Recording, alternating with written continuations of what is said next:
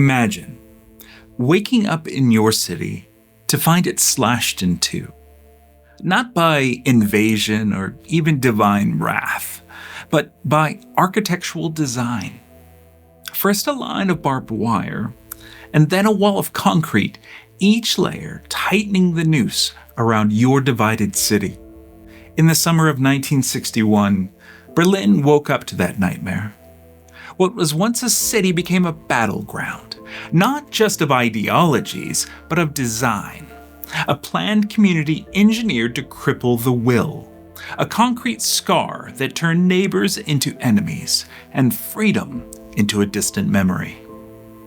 This is the story of the Berlin Wall, one of the darkest chapters in our 5-part series on how design has been weaponized throughout history. And in this chapter, we're exploring how architectural design can just as easily be used to control as to create.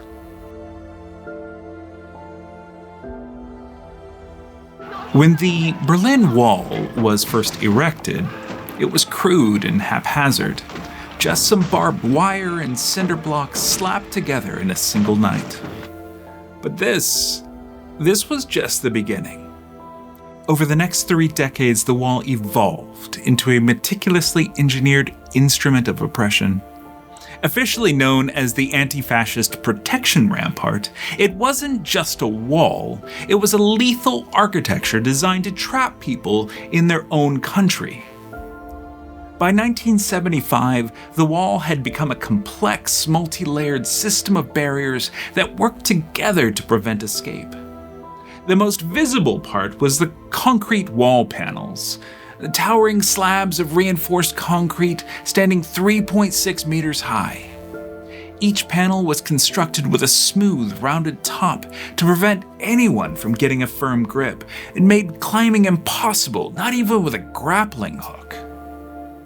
Behind the main wall was the signal fence, a stretch of electrified wire equipped with motion detectors and alarms.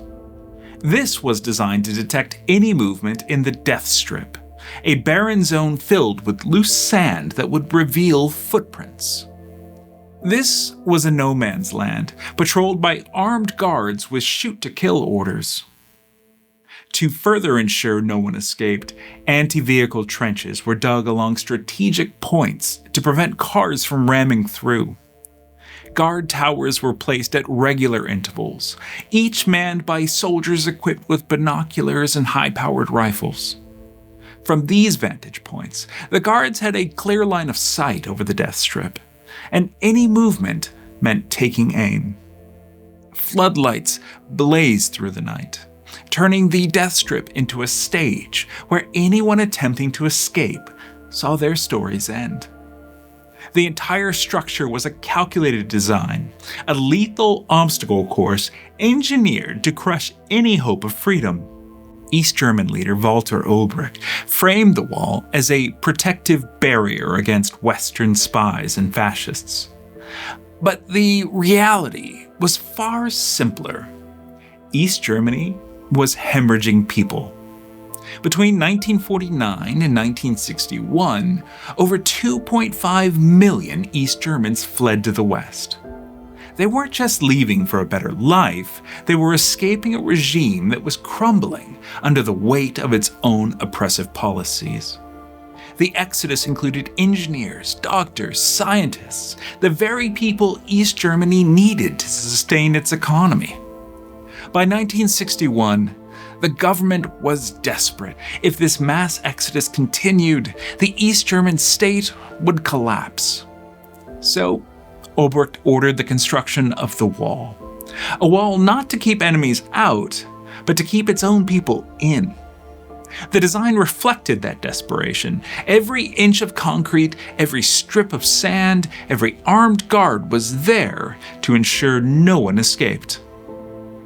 For 28 years, the Berlin Wall stood as a symbol of division and control.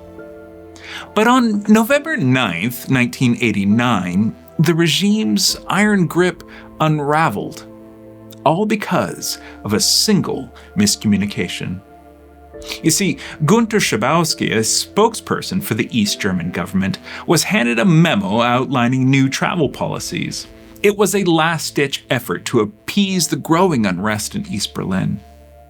The memo was poorly written, vague, and Schabowski was woefully unprepared to deliver it. What began as a simple misunderstanding triggered a mass revolt. Years of authoritarian control unraveled by a single word: immediately. Also Privatreisen nach dem Ausland können ohne Vorliegen von Voraussetzungen, Reiseanlässe und Verwandtschaftsverhältnisse beantragt werden. Das tritt nach meiner Kenntnis ist das sofort.